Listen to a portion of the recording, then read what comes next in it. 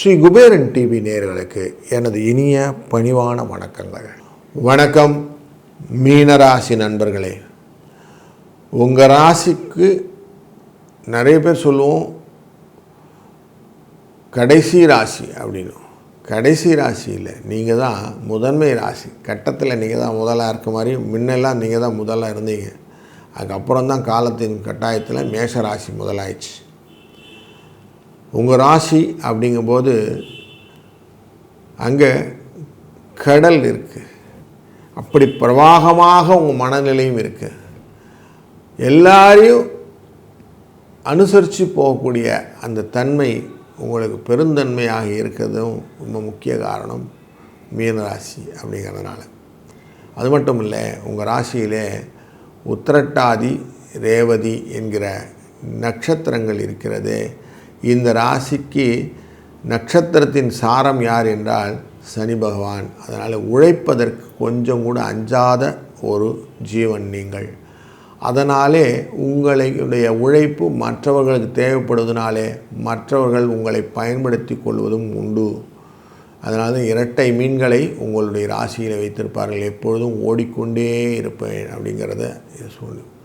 உலகம் சுழலும் நிற்பது வரை ஓடிக்கொண்டே இருப்பேன் என்று நீங்களும் கங்கணம் கட்டி கொண்டு ஓடிக்கொண்டு இருக்கிற இந்த காலகட்டங்களிலே 16 பிப்ரவரியிலிருந்து 22 பிப்ரவரி வரைக்குள்ள காலகட்டம் உங்களுக்கு எப்படி இருக்கும் என்கிறதை காணப்போகிறோம். உங்கள் ராசியினுடைய 12ஆம் இடமான கும்பராசிக்குள்ளார 5ஆம் இடத்திற்கான இந்த சந்திர பகவான் உட்கார போகிறார். அது மட்டும் இல்லை, 6ஆம் இடத்துக்குரிய சூரிய பகவானும் இருப்பார். 4ஆம் இடம் 7ஆம் இடத்திற்கான புத பகவான் இருக்க போகிறார். 3ஆம் இடம் 8ஆம் இடத்திற்கான சுக்கிர பகவானும் 2ஆம் இடத்திற்கும் 9ஆம் இடத்திற்குமான செவ்வாயும் அமரப்போகிறார் என்பதை பார்க்க போகிறோம். இந்த செவ்வாய், சுக்கிரன், குரு, ராகு, புதன், சூரியன் என்ற கிரக சேர்க்கைகள் 12ஆம் இடத்தில் இருக்கும்போது குருவினால் பார்க்கப்படுகிற இந்த தன்மையினாலே சுப காரியங்கள் நன்றாக நடக்கும். வெளி பயணங்களிலே லாபங்களை பெறலாம். செலவுகளும் உண்டு, வரவுகளும் உண்டு அப்படிங்கிறதும். தாய் வழியிலே சில முக்கியமான செலவுகள், முக்கியமாக ஆரோக்கிய குறைபாடுகளே செலவுகளும் கொண்டு வரும் அப்படிங்கிறது தெரியும். சந்திர பகவான் உங்கள் ராசியை தொடக்கூடிய நாளான புதன், வியாழன்லாம் உடல் ஆரோக்கியத்தில் கொஞ்சம் கவனமும் வைத்துக்கொள்வது நல்லது. வார கடைசியில் கொஞ்சம் வீக்கெண்ட் எக்ஸ்பென்சஸ் அப்படிங்கிறதும் உண்டு. சூரியனுடைய அனுகிரகமானது 12ஆம் இடத்திலே அமர்வது அப்படிங்கிறது 6க்குரிய ஒரு 12இல் அமர்வதனாலே பொருள் வரவுடன் கூடிய செலவு உண்டாகும். குழந்தைகள் வழியிலே சில லாபங்களையும் நீங்கள் எதிர்நோக்கலாம். படிக்க சொன்னால் கொஞ்சம் படிக்குதுங்க, மார்க்கெல்லாம் கொஞ்சம் நல்லபடியாக வாங்குதுங்கன்னு சொல்லி ஒரு நல்ல சூழ்நிலை உண்டு. அனுபவபூர்வமாக வரக்கூடிய நண்பர்களிடம் சில விரோதங்களையும் நீங்கள் பாராட்டக்கூடிய சூழ்நிலையும் இந்த வாரத்தில் உண்டு. கொஞ்சம் அவங்கக்கிட்ட எச்சரிக்கையாகவும் கொஞ்சம் கனிவுடனும் நடந்து கொள்வது நல்லது. ரொம்ப எடுத்தறிஞ்சு பேசி ஃப்ரிக்ஷனையும் கேப்பையும் க்ரியேட் பண்ணிட்டீங்கன்னா அதுக்கப்புறம் ஒட்டாமல் போயிடும். அதனால் கொஞ்சம் கரெக்டாக அந்த சீனை மெயின்டைன் பண்ணிட்டீங்கன்னா பெட்டராக இருக்கும். புத பகவானுடைய இந்த தாக்கமானது 12ஆம் இடத்தில் இருப்பதனாலே மனதில் மட்டும் இல்லை, செலவுகளும் கொஞ்சம் ஜாஸ்தி கொடுக்கும்.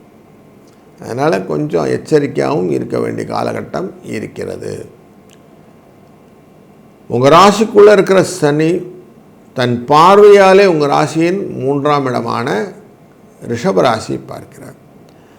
அதனாலே குடும்பத்திலே முயற்சியின் மூலியமாக பணம் பண்ணக்கூடிய வாய்ப்புகளையும் தொழிலிலே புதிய முயற்சியினால் வெற்றியையும் கொடுக்கக்கூடியதாக இந்த சனி பகவான் இருப்பதனாலே இந்த வாரத்திலே அமாவாசை திதி அன்று செவ்வாய்க்கிழமை 17ஆம் தேதி வருது.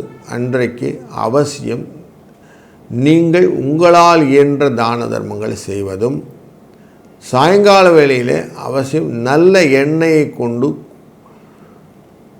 கோவில்களுக்கு, சிவன் கோயில் முக்கியமாக கொண்டு போய் அதை கொடுத்து பரிகாரமாக அபிஷேகங்களுக்கு அந்த நல்ல எண்ணெயை பயன்படுத்த சொல்லி வருவதும் உங்களுக்கு நல்ல பலனை கொடுக்கும்.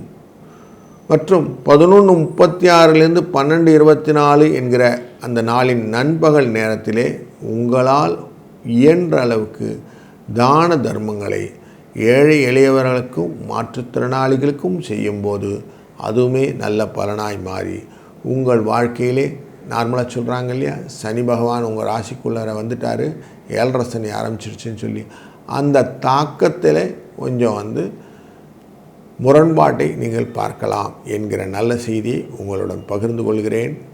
வாழ்க வளத்துடன்.